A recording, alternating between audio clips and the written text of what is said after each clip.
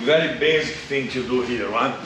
If you manage to get to this point here, what I call the pocket, because you basically sit on the hip, and that should be initially your first place that you're gonna reach inside control.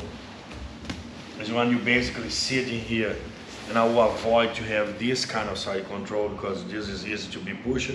I'll have this kind of side control where my hip is turning forward, right?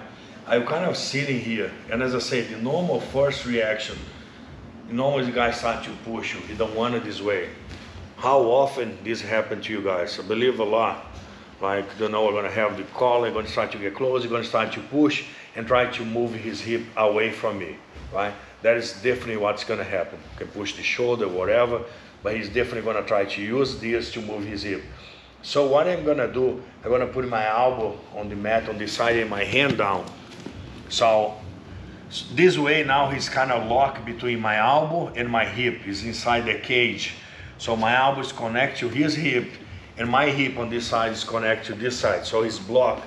It's hard for him to move away. If you try, look, I'm connected to him very, very well. This hand, you're going to start to push me, right? I can even go a little bit back and let him extend the arm a little bit. The more he pushes, the better. So I can get a little closer, forcing him to push me.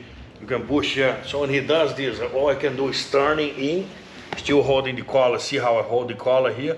And this is a very, very powerful arm lock. In case I get into this point, sometimes the guy, you bend the arm, I'm just turning this into this Americana on the other side.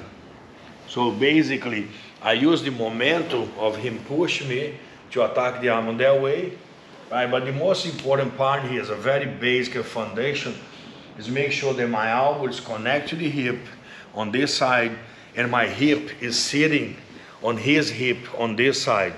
So this way, like, as soon as I start to get close, he push me, I let him push, extending, I will turn this to this way, putting my elbow on the other side. It's a very powerful arm lock here.